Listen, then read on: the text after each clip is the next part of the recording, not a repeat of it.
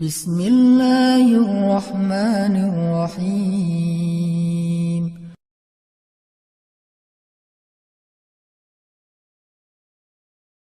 Saya teringat kisah seorang ibu di Mesir. Ini kisah nyata dan terjadi sekitar 20 tahun yang lalu lah di Mesir. Jadi ada seorang ibu janda dengan satu anak bayi dan tidak ditinggali apa-apa oleh suaminya. Suaminya meninggal dalam keadaan miskin. Dan ibu ini juga keluarga besarnya orang miskin semuanya. Tidak ada yang mampu.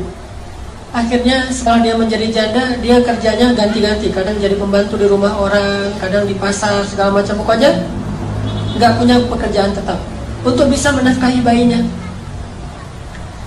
Baru sekitar sebulan ditinggalkan suaminya, bayinya sakit keras, panas tinggi, panas luar biasa.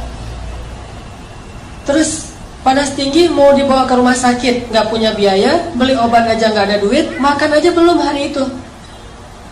Hanya dikasih minum air putih, dikompres, kasih minum air putih, dikompres, sambil menangis. Bayinya terus menangis panjang hari, sampai malam hari bayinya berhenti menangis karena sudah lelah.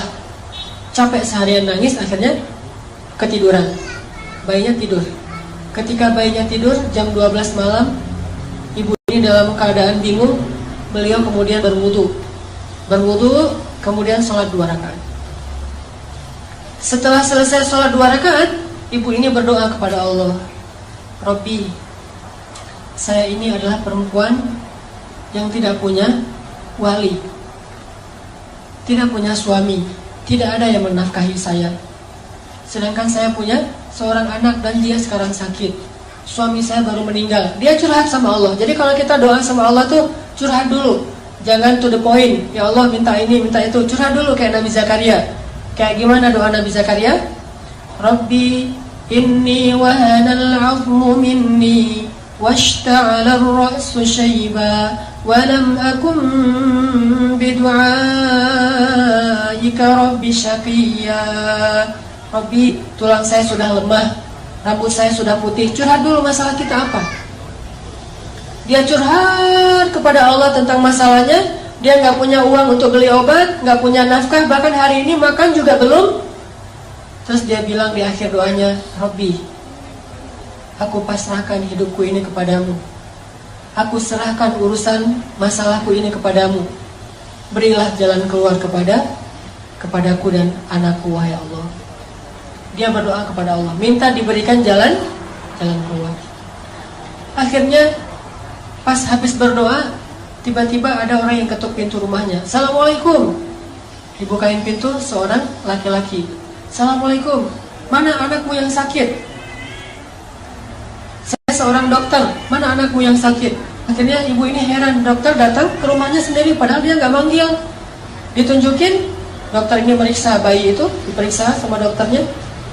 Setelah diperiksa, dibuatin resep obat. Terus dokternya bilang kepada ibu, nih resep obatnya, silakan beli obatnya di apotek segera. Ini kasihan anaknya udah terlalu panas dan harus segera diberikan obat. Terus saya mau pulang, silakan diselesaikan administrasi, minta bayar. Ibu ini bingung pas dokternya minta bayaran. Kata ibu ini, dokter, saya nggak punya uang. Terus dokternya bilang, terus kalau ibu nggak punya uang, ngapain ibu telepon saya tengah malam jam 1 malam nelfon saya? Kata ibu ini, saya tidak telepon dokter. Terus dokternya keluarin kertas alamat. Ini benar nggak nih alamat rumah ini? Tadi yang nelfon soalnya nyebutin alamatnya ini nih. Kata ibu, benar ini alamat rumah saya. Terus mana laki-laki yang tadi nelfon? Kata ibu ini, saya nggak punya suami, nggak ada laki-laki di rumah. Ini telepon aja ibu, nggak ada di rumah. Handphone atau telepon rumah nggak ada. Baru dokter ini curiga. Terus siapa yang tadi menelpon dokter tengah malam jam 1? Sekitar 15 tahun yang lalu lah terjadi di Mesir. Dokter ini duduk, nanya kepada ibu, ibu sebetulnya apa yang terjadi? Apa yang terjadi tadi jam 1 malam? Ibu ini cerita kondisinya, masalah anaknya. Terus dia cerita jam 1 malam tadi dia baru telepon Allah. Dia sholat 2 rakaat, dia berdoa kepada Allah. Entah gimana ceritanya, entah malaikat, entah manusia, pokoknya Allah alam, Allah yang mendatangkan dokter itu ke rumahnya. mendengar cerita ini, dokternya merinding, terharu. Akhirnya datang lagi periksa lebih serius lagi bayinya. Terus keluar cari obat sendiri dokternya ke apotek, datang lagi kasih obat, kemudian ngasih lagi hadiah untuk keluarga ini untuk 1 bulan. Dan sejak saat itu dokter ini suka memberikan nafkah rutin kepada keluarga ini setiap bulan. Dan kadang-kadang dipanggil ke rumah untuk bantu-bantu di rumahnya. Artinya Allah punya banyak cara untuk membantu hambanya. Panggil aja Allah Subhanahu wa ta'ala. Ada apa-apa, telepon Allah. Dan telepon Allah itu paling enak tuh, gak pernah di-reject. Nelfon manusia, di-reject tuh. Nelfon, kan suka ada tulisan saya lagi meeting, lagi nyetir, kan ya. Atau lagi galau gitu kan, bisa juga custom, bisa tulis sendiri lagi galau. Itu kalau nelfon manusia. Kalau nelfon Allah, gak pernah Allah nge-reject telepon hambanya. Ujibu da'watad da'i idza da'an. Saya pasti akan ngangkat telepon orang yang nelfon saya. Kalau kita analogikan dengan telepon, pasti Allah angkat. Sesibuk apapun Allah, kulla yaumin huwa fi sya'n. Setiap hari itu emang Allah sibuk, tapi Allah gak pernah disibukkan. Sibuk ya, tapi disibukkan gak? Allah punya banyak urusan ya, tetapi tidak pernah kewalahan. Telepon Allah. Dan telepon Allah itu gak perlu hafal nomornya. Aduh, nomor telepon Allah berapa ya? Belum di save misalnya. Gak perlu, tinggal bilang Allah, langsung ke connect ke langit. Nomor telepon Allah itu cuma bilang Allah aja. Robbi, ilahi, bebas, nomornya banyak. Dan semuanya aktif, gak ada nomor itu sudah tidak aktif. Sudah apa misalnya? Gak ada. Allah pasti mengangkat telepon kita. Dan menelpon Allah itu gak ngabis-ngabisin kuota, gak ngabis-ngabisin pulsa, sama sekali gratis. Gak makan pulsa, gak ngabisin kuota, gak perlu hafal nomor. Gak ada yang misalnya lagi telepon dengan yang lain, jadi kita nunggu dulu ngantri. Nggak, telepon Allah itu paling mudah ketimbang nelpon manusia. Ada masalah tinggal bilang ya Allah.